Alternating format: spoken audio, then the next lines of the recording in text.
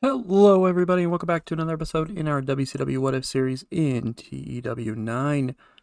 I, of course, am CR Daredevil, and we are doing our go-home week for Spring Stampede. We're gonna do something a little crazy with this week, especially with this Nitro, but we're gonna see what happens. We're gonna flip over to this. I already chose the venue and all that stuff over because I figured the locker room incidents and anything else like that will probably be the main things to focus on for doing this preparation stuff heading forward when it comes to having this on the video. Frank Blues has turned up and requested that he be allowed to hang out backstage. He has the people person personality. That's fine. I mean, if he's just going to hang out backstage, that's cool. I'm not too worried about that. Roddy Piper and Cactus Jack found a karaoke machine. Did that thing. Jushin Thunder Liger and Kurt Hennig are now travel buddies. Well, that's kind of interesting. Hennig requested or said that he would be willing to put over Liger recently, and now they're travel buddies. That's kind of cool. Terry Richards came to us with a angle idea. Interesting. DDP ran. I wish that the pre-show training drills did something more than just basics and safety, but that's all right. I don't know. Maybe I don't have a female. I thought I had a female set up for a women's trainer, but apparently either I don't have anything available or it's just not happening. I don't know. I'll have to look into that. And then we'll do team bonding, because why not?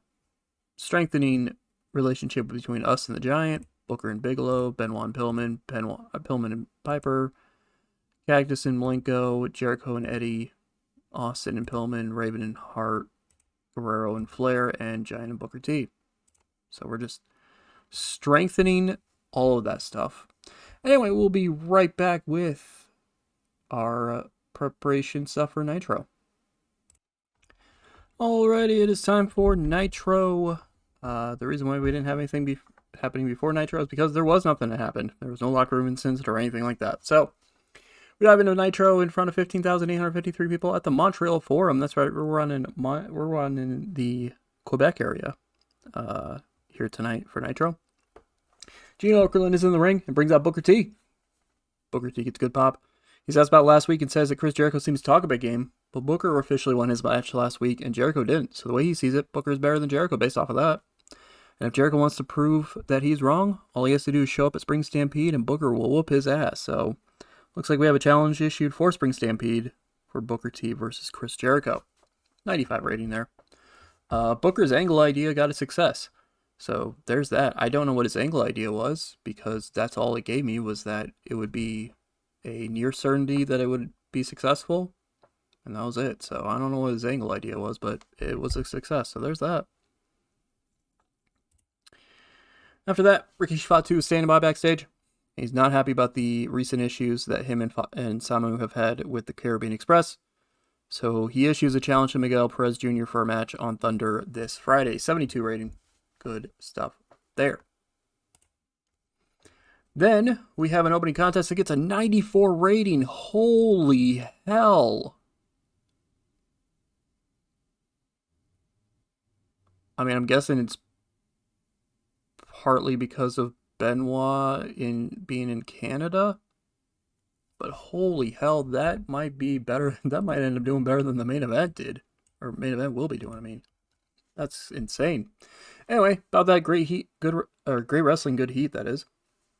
Chris Benoit defeats Meng in 10:30 by submission with the crossface. We're gonna say that Meng passed out in the crossface and not tapped out because we like to keep Meng looking monstrous. But of course, this is happening after what happened on Nitro last week, where Benoit ended up hitting that suicide dive on Meng. Raven joined the commentary table and was running down Benoit. Said that he has been told that it's going to be him and Benoit for the United States Championship at Spring Stampede, but he's not happy about it because he doesn't like other people telling him what to do, and so he's going to make Benoit suffer because of it. 94 rating for this match, though. Very good stuff there. After that, Marcus Bagwell and Marika Yoshida are backstage with Gene Okerlund. They're asked kind of about their future with the post-Horseman. They talk about still being allied together and planning on becoming a great male-female combo here in WCW. 48.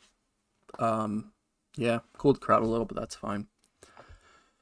Gotta, if I'm gonna do much of anything with them, I want to keep using them in segments. So there's that. Then after that, we get a 73 as Kurt Hennig and Jeff Jarrett are backstage, and the two mock Ric Flair's quote old ass being broken unquote by them, and say that at Spring Stampede they'll get the victory with ease against those two. The son Pillman home with his tail tucked between his legs, crying, and if Flair shows up, he'll end up back in the hospital. So 73 here, as we get a little bit of build for the tag match at Spring Stampede. 68 here, as Gina Okerlund brings out Medusa for an interview and asks her about the title match this Sunday. Medusa says that it's been bothering her that for over a year now, the WCW Women's World Championship has been out of her reach. As we debuted it December of '96. So since then, she's had time and time again where she's had title shots, only to fail time and time again. This Sunday is different though, she says, because she knows she could beat Miyu Miyazaki and become the new champion. It's just a matter of the actions proving that her words are truth. Actions proving her words is truth. So there you go, 68, as Medusa, kind of has that underdog story a little bit going on here where, she's looking for that chance once again. She's had title shots in the past, and she keeps failing them, so she's hoping that this time will be the time. Then we get a 59 rated tag team matchup as Team Canada defeats Jesse James Armstrong and Ron Killings in 846 when Cage pinned Killings with an inverted DDT following interference from Lance Storm. 59 rating, 51 from Hardcastle, 53 from Cage, 44 from Killings, and 50 from Jesse James. So there's that. Pretty good stuff there. So Team Canada getting the victory, but it is kind of a tainted victory. It is by interference thanks to Lance Storm. And afterwards, the two are getting beaten down by the three members of Team Canada that's out there. Brad Armstrong runs out and makes a save, grabs a mic afterwards, and issues a challenge to Team Canada for a six-man tag this Sunday, to a bit of a surprise by a lot of people because, of course, him and Jesse James have been having issues recently because of Ron Killings being involved, aligned with, whatever. And so it's kind of the idea of like, why would Brad actually choose to team up with Ron Killings? So we'll have to see what that ends up happening. But 48 here, Brad Armstrong, Medusa are an awkward pairing. I need to fix that because they had good chemistry in the previous game, I think. So I'll have to fix that. Yeah, thank you. Anyway, Gene Okerlund is standing by backstage, set to do an interview with the WCW Cruiserweight Champion, Jushin Thunder Liger. However, he and everyone else are surprised by none other than Miss Elizabeth. That's right, Miss Elizabeth is here in WCW. Okerlund asks her what she's doing here, and she says that she's here to help manage a future star here in WCW, none other than Liger. So apparently she is Jushin Thunder Liger's new manager. We'll have to see how that ends up working out. Liger can speak English, but his entertainment skills are still not great. Not that Miss Elizabeth's are that great either, but I wanted to bring Miss Elizabeth in to do something. And kind of looking at my roster, for now at least, it seems like it's smart to pair her up with Jushin Liger. We'll see how well it works in the future, but yeah, so Miss Elizabeth is managing Jushin Thunder Liger. We'll have to see how that ends up playing out. 50 rating here for that. Not too bad. Then in a decent matchup, 80 rating. Sting defeats Jeff Hardy in 813 by submission with a Scorpion Deathlock. 82 from Sting, who seemed off his game. 52 from Jeff Hardy. This is basically just, Jeff Hardy had a little bit of offense in, but it was basically just Sting looking good in a singles matchup. Getting a little bit of momentum ahead of the tag title matchup this Sunday. Speaking of the tag title matchup, afterwards, Sting gets jumped by Diamond Dallas Page and Bam Bam Bigelow. Barry Windham runs out to try to make the save, but fails to do so. And Page and Bigelow stand tall with the WCW World Tag Team Championships in their hands. So, they do end up dropping the belts before they leave. So Sting and Windham still have possession of the titles, but Page and Bigelow still making it clear that they wanted the shot at the titles, even though they're not the ones getting the shot this Sunday. So we'll have to see what ends up happening to that. But Page and Bigelow attacking the tag champs here on Nitro. Then we get a 94 rated unhinged promo by Brian Pillman, where he is just losing his goddamn mind right now. You can't even understand half of what he's saying. That's how unhinged he is at this point. But What we can understand throughout it is that he does promise that they're going to be dealing with the true loose cannon at Spring Stampede, even if he's out there by himself. Because, of course, the idea is that Ric Flair's in the hospital after what happened last week, and Brian Pillman seems to have been woken up from his recent depression and all that stuff with this whole thing, and that he is going to be the true loose cannon at Spring Stampede. So we'll have to see if that ends up happening. But 94 rating here. Good to see there. Then before the main event, we have Cactus Jack and Steve Austin warming up. The two talk about being on the same page tonight, despite being across the ring from each other this Sunday for the world title. Cactus says that he respects Austin and can work with him tonight, but that he will leave Spring Stampede with the world title. Austin kind of chuckles a little bit and tells Jack that it's good that he has that confidence because he doesn't want any excuses when Austin retains the title. They do kind of talk a little bit about Dustin Rhodes in the main event tonight and wondering who his partner is and saying that they're not really worried about who it is because they're going to be win. Cactus struggled when going off script. Okay. And then our main event gets a 99 rating. Holy hell. Maybe we need to start running Canada from now on. As Dustin Rhodes and the Giant defeat Cactus Jack and Steve Austin in 1550, when the Giant pinned Cactus Jack with the chokeslam after Cactus Jack and Steve Austin had some miscommunication. The idea being that Austin went to go hit Dustin Rhodes, ended up hitting Cactus Jack by accident, and Rhodes and Austin ended up tumbling to the outside, and it left Giant and Cactus in the ring, and Giant hit the chokeslam on Cactus for the 3 count. 99 rating, my God. 87 from the Giant, 86 from Dustin, 98 from Austin, 99 from Cactus. The idea that the commentators kind of bring up is that Giant was picked by Dustin Rhodes because Giant has been saying he wants competition, and he has competition here, and the number 1 contender for the world title and the world champion himself. And Dustin and the Giant win. So big stuff there, which, obviously throws a lot of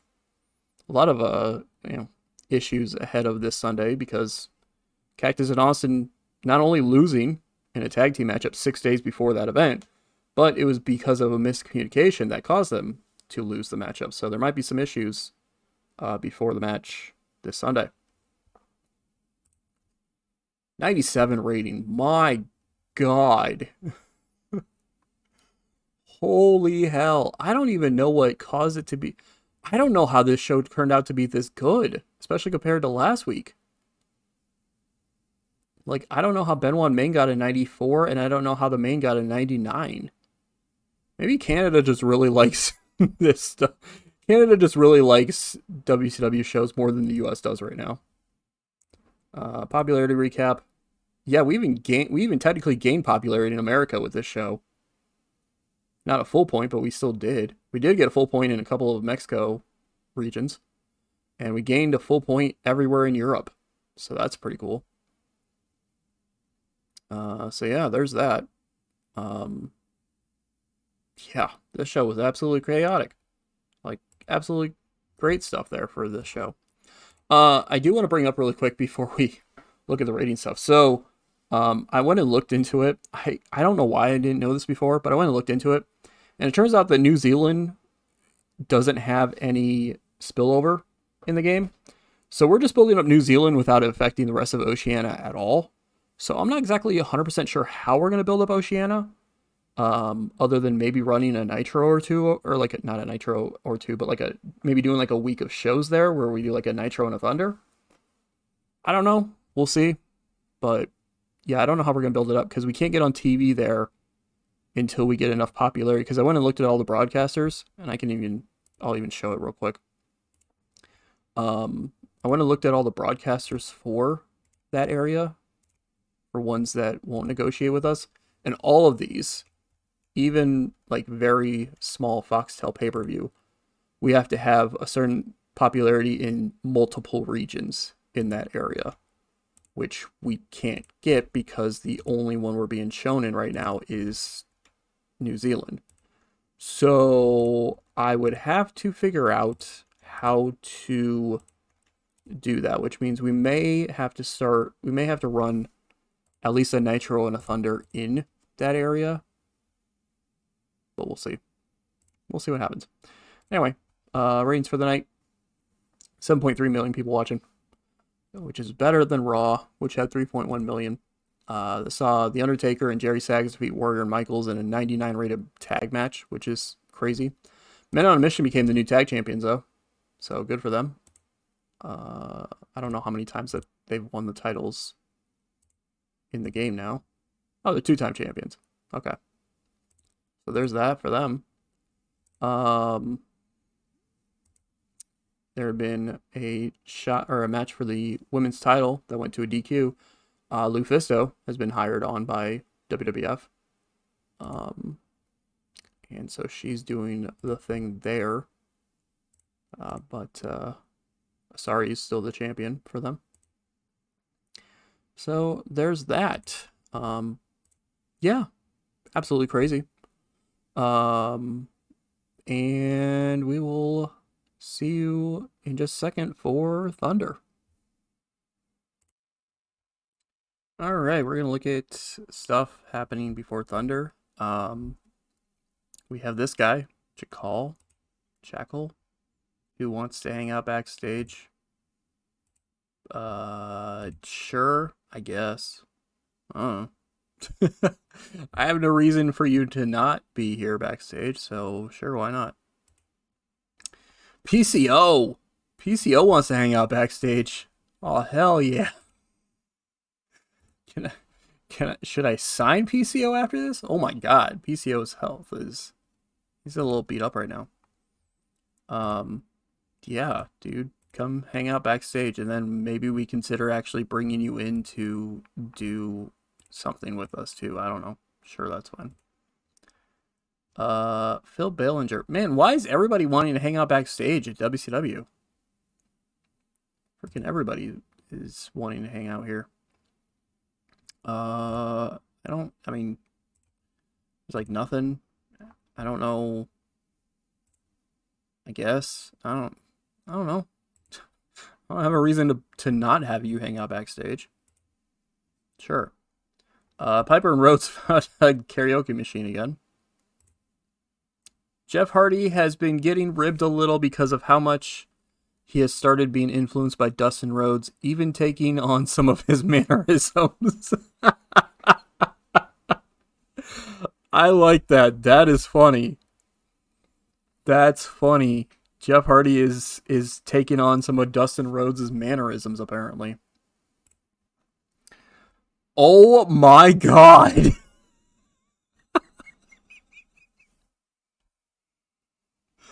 Percy Pringle and Medusa are seeing each other. That's awesome. Percy Pringle is apparently dating Medusa now. Can I look at... can I... I want to see this, like... Yeah, she's dating Percy Pringle. She is dating Percy Pringle. That's amazing. That is truly amazing. You know what? Maybe we need to turn Medusa heel and put Percy with her, even though she's better as a babyface. But still, that's hilarious.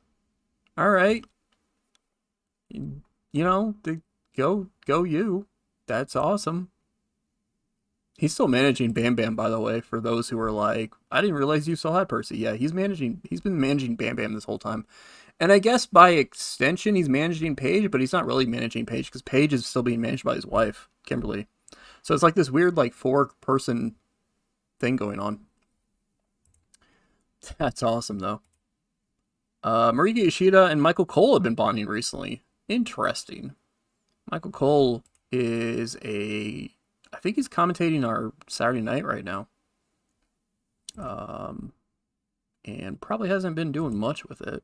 Let's see, primary play and his color are both at 58 still. So he hasn't really been gaining anything. But sure, he's there. And him and Marika Yoshida are bonding. So that's cool. Does that mean that, like, she has a positive opinion of Michael Cole? Okay, so that's what that means. So when they're bonding, then they get a positive opinion of each other. Which means then if I was to, like, let them go and then re-sign him or something, like try to bring him in or something like that, then she would be positive about keeping him around. Because you don't get that. I noticed, or I realized that you don't get that when you, like, if you go to re-sign somebody and you do the canvas opinions, it doesn't. It's like, oh, you're re-signing them so that you don't get any opinions about it. It's only if you bring them in brand new. Although I guess it does help, like, positive relationship wise, like, if I have to, if Michael Cole comes up using steroids for whatever reason, and I do something that, I like just give him a stern warning or something like that, then maybe somebody like Yoshida would actually get like a morale boost out of it, because we didn't mistreat him, I guess, or something. So that could be kind of a thing, I guess. Page to the training. The locker room incidents are done. I keep forgetting that I need to check and see if we have a female trainer. Team bonding. Look at that. Us and Booker. Flair and Sting. Brett and Booker. Raven and Sting. Raven, Steve Austin. Raven and Sting. Raven and Bam Bam. Steve Austin, Dustin Rhodes. Funny. Steve Austin, Sting, Cactus and Piper, and Benoit and Rhodes. So that's good. Good stuff there. All right, we'll see you for Thunder.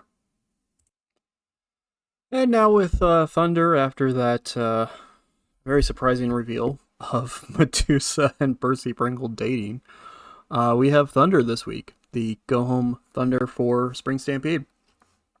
We have Bret Hart and Paul Levesque come out to a pop from the Canadian crowd because we are in the Molson Stadium in Quebec. 12,566 people in attendance for it. The two run down the recent failures of those trying to stop the New World Order.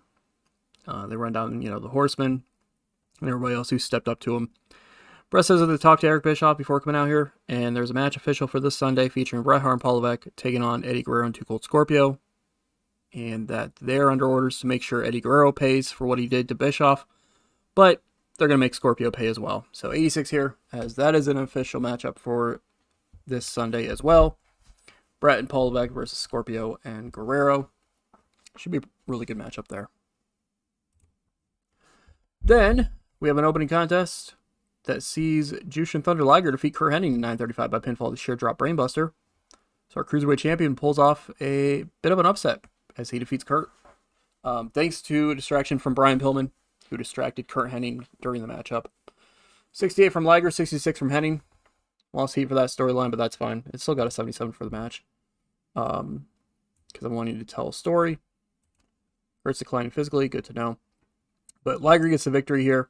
And then afterwards, Kurt Hennig is very frustrated about what just happened until he sees that Brian Pillman is standing there with a crazy smile on his face, definitely looking unhinged. Hennig then bails out of the ring and takes off throughout the crowd, but Pillman follows closely behind him. Cameras kind of almost as if they're set up along the way. Catch up to him as Hennig is still trying to get away from Pillman, with Pillman following close behind. They get out to the parking lot where Hennig is able to jump in a waiting car that speeds off, but Pillman doesn't seem to care because he attacks someone and takes their car, chasing after Hennig. So Brian Pillman showing his unhinged side, chasing after Kurt Hennig. 80 rating for the segment. Backstage, we have Chris Kanyon and Jacqueline standing by with Gina Okerlund. Gina asks Jacqueline about the women's title matchup this Sunday, and she says that it should be her getting a shot at the title, and that she is going to, figure out a way to get more opportunities around here. And Kanyon mentions wanting more opportunities in WCW as well. It's kind of just a basic promo. Being completely honest, I needed to fill up a little bit of time with this, so got a 41. Is what it is. I'm starting to realize I have too many people on my roster. Even with 2 shows, I have too many people on my roster that I'd like to do something with, but I'm just not having the time to do something with, so I gotta figure that out. Because like Jacqueline and Kanyon, when I paired them up, I wanted them to be at least a little bit bigger of a deal than they are right now, but then they got kind of buried by a lot of other people in the way, so we'll see what happens.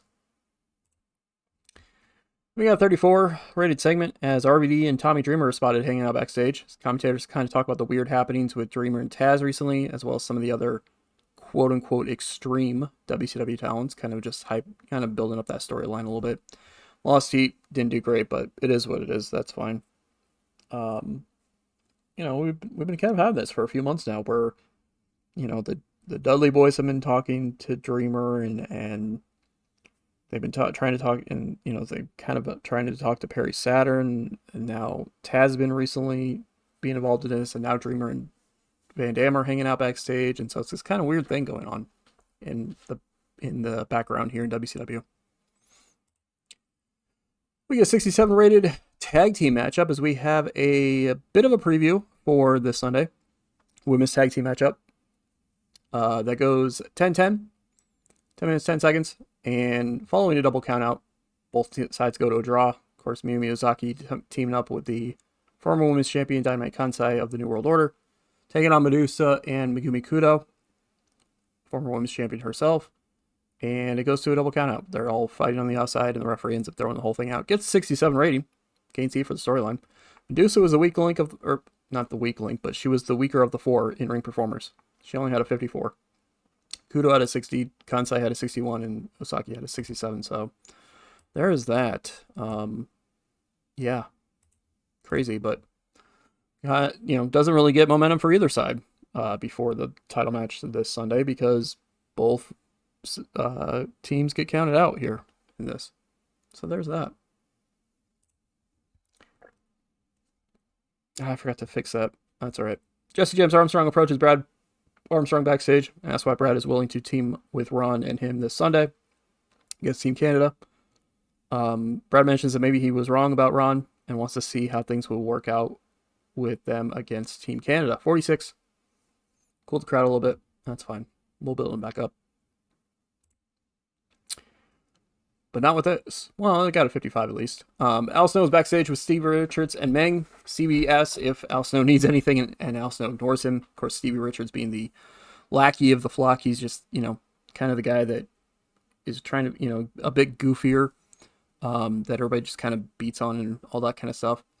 Al Snow says that Ron Simmons wants him to decide when he gets his television title match, but Snow says that he's not going to let Simmons or the people watching know when it's going to happen, because he wants to truly test Simmons, and that means not letting him know until the suffering that the flock wants to spread through flows through his veins. So basically, he's stating that he's not going to let Ron Simmons know until, I guess, the day of or something. I don't know.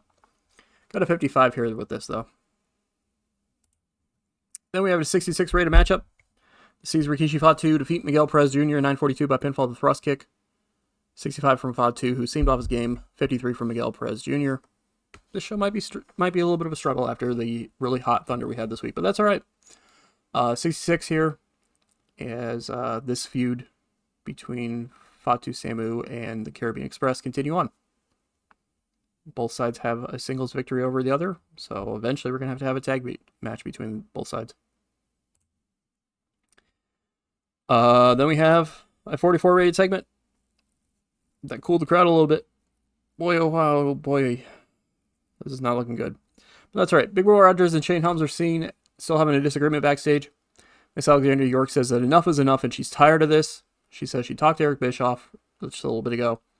And they have a match this Sunday, and the loser of that match will be losing her managerial services.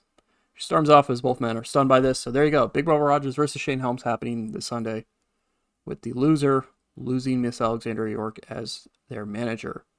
That match will probably be a pre-show match, but it's what it is. We get an 86 rated promo as Raven and Chris Jericho are standing by backstage.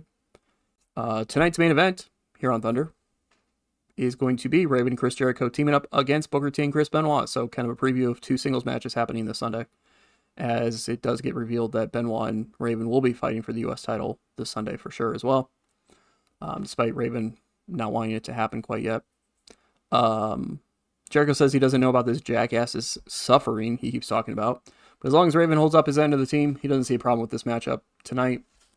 He says he'll beat Booker tonight and he'll beat him this Sunday. Raven says that he'll introduce Jericho to suffering in the future, but for now, they can cause suffering upon their opponents. So, kind of a weird interaction between these two. Different kind of characters, but I think it's an 86. Before we get to the main event, we get a 92 rated segment where Cactus Jack comes to the ring and talks about the match this Sunday. He mentions the tag match that happened on Nitro. Says that he hopes that the miscommunication that happened was just that, because he'd hate to have Steve Austin decide to disrespect him ahead of that title matchup. Steve Austin comes out and says that Cactus must be one dumb son of a bitch if he thinks that shot on Monday was on purpose. He actually feels a bit of disrespect from Cactus upon him thinking that there was even a chance of disrespect from him. It's kind of, they kind of have a little bit of back and forth with each other before having a little bit of a stare down. Before Austin just says, but you know what, that's whatever. We're going to get a little amped up because it's professional wrestling. Let's say we do something different than most of the time in professional wrestling with these stare downs, not have any sort of blows happen, but instead, I've got a present for you. And he goes and he gets a couple beers from a cooler that he apparently had stored under the ring this whole time. He offers one to Cactus Jack, and the two shares beers in the ring, while also kind of keeping an eye on each other. So we actually have a stare down that doesn't involve any sort of fight or anything like that. It actually just involves them sharing beers, but they're still kind of keeping an eye on each other, kind of teasing that they're not super 100% confident that one wouldn't attack the other 48 hours before the match at Spring Stampede. Then the main event gets an 88 rating. As about that, Superb Wrestling Great Heat, Chris Benoit and Booker T defeat Raven and Chris Jericho in 12:42 when Booker pinned Raven with a fast roll-up. 88 for the match, 88 wrestling, 81 for the crowd. So yeah, Chris Benoit and Booker T getting momentum ahead of their matches with Raven and Jericho this Sunday. So, if that ends up happening, if this result ends up happening in those two matches, then we would have a new United States champion. And we would have somebody who could potentially get himself into the world title picture at that point too. I mean, after the pay-per-view, it was one way to have new rankings set up. So, would Jericho be out of the world title picture at that point, and Booker would be in if Booker beats Jericho? We'll have to see. But there you go. That's the tag match that's previewing those two single matches for this Sunday. Joe gets an 89. I'll take it. Increase our popularity to 9 regions. I'll take it, all things considered. I was a little worried about it, so I'll still take it. Got a little bit of popularity in New Zealand and in all of Europe. So I'll take that. I mean, at this point, as long as we don't completely bomb with our shows, then we're good. Because, I mean, those shows are going to be... We have 96 popularity in the United States. We're the #1 company in the world by far. So it's not like I really have anything to worry about. It's just, staying #1. It's not like I don't necessarily want to get to the point where I'm like, oh my God, we're now at 100 popularity in the US. I don't really care about that. I care about just, with this series, I care about just staying #1 at this point. So there is that. I have a few things to take care of off-screen wise. We're making bids for a couple people because for some reason a bunch of contracts decided to come up the other day, which I will have to show one that I think is pretty funny. Match of the Year candidate, as Rey Mysterio Jr. defeated Blue Demon Jr. In a, well, not that show, in a 99 rated matchup. Good job, Rey Mysterio Jr. Ratings for the night, 7 million people watching Thunder, but CMLL actually had the better rated show. So there's that. Some, stuff happening in New Japan, including Rick Steiner becoming a chief enforcer in New Japan, so that's kind of interesting. I don't know for sure. Can I look at it here?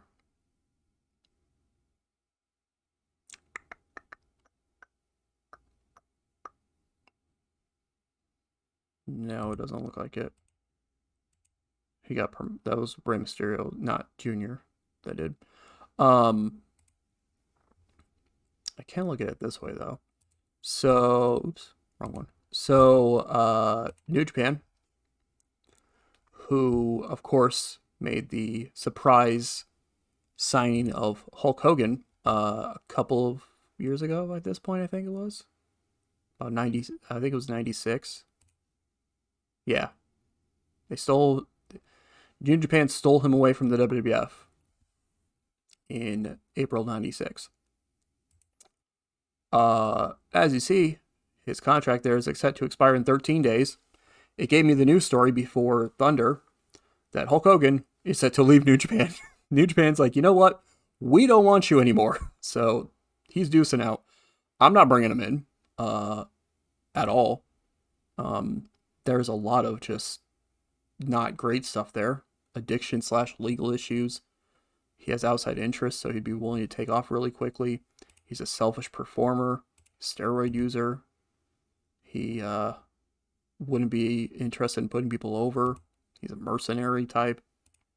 Yeah, I'm not interested in bringing him in.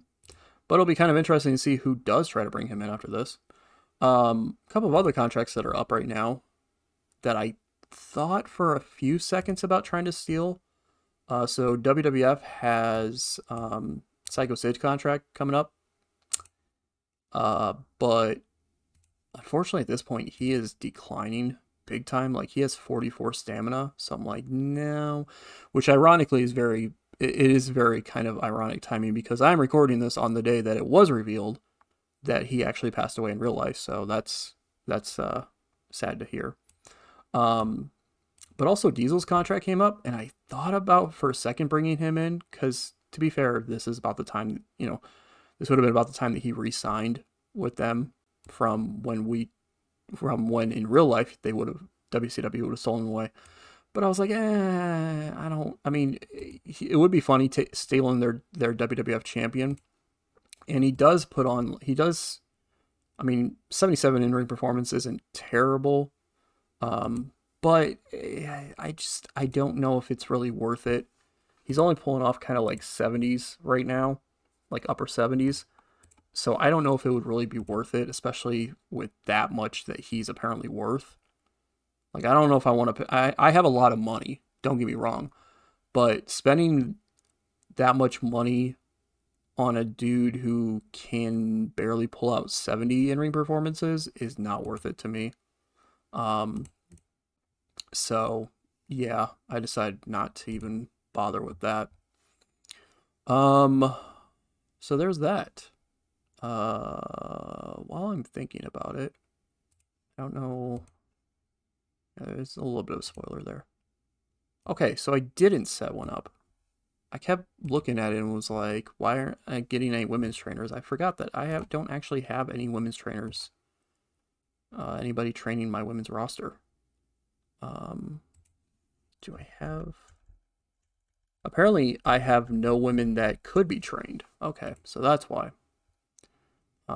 So that makes sense then. That's why Paige can train people, but nobody else. But there's no women being trained because they're all experienced enough, at least, to where they won't. I did figure out something else that I can do with the money, by the way, in this. I did it already as kind of a test to see what would happen. And it didn't really do anything. But I forgot that in this game, blocking out some stuff that are spoilers there. I forgot that in this game there's a few more investments that you can do. You can build a corporate headquarters. Well, there goes the spoilers, I guess. Those aren't really spoilers, though. Those are, for some reason, I had the Horsemen set up as heels this whole time, even though I've been treating them as faces, so I'm slowly trying to turn them face. But we could build a corporate headquarters if we wanted to. I haven't decided if I want to yet. To be fair, it wouldn't do anything for us other than just spending the money. Because our prestige rating, we're considered to be extremely prestigious. So I'm guessing that we're pretty much about as prestigious as we can be at this point. An ongoing 25% boost to the company's hidden influence score that governs the order in which companies run their shows every night. They're already choosing us over any other show anyway. I haven't had it come up recently where they're picking some other company over us in like at least a couple of years in game wise. Physical Hall of Fame, we don't have anybody in the Hall of Fame right now, so we can't do that. But that's a possibility as well. But again, the advantages things aren't really worth it for us at this point. We could do another training facility if we wanted to, or any of that other stuff. I don't want to do launch your own broadcaster because I feel like that's kind of cheating because nobody had their own broadcaster in 1998. But I forgot that one of them that you can do is make a charitable donation. We can't do another one until July because I wanted to test it and it didn't really do much for me with this. But I forgot that we can do this. So I did a donation where I donated $1 million to food banks, to the food banks cause, and it did nothing. At least appearance-wise, it did nothing. The amount and cause decide how likely you are to receive benefits, if any. Benefits can include improving the locker room atmosphere, which ours is already great anyway. Giving morale boosts to specific people, which I don't really have anybody who's got morale issues right now. Raising your company's prestige, etc. We might also get some karma too. So I did that. There wasn't really anything, but it did pop up with a message that said, you don't notice anything, but you never know what might be happening behind the scenes or something like that. So like maybe hidden wise, we got some pop of some sort. But I think next time I'm going to try like an even bigger amount donation and maybe try to a different cause and see what kind of thing I can get for it. So I kind of want to test it and see, and you know, it was a thing that happened. So there was that. But yeah, that's WCW for this week. So there you go. Next time in our save, we sorry, I got distracted with something there. Next time in our save will be Spring Stampede 1998, where we will have a lot of matches happening on this show. Some titles on the line and everything like that too, so we'll have to see how it all plays out. A lot of chaos that is building up to this pay-per-view. So thank you all for watching. Definitely appreciate it. And we will catch you for that future video.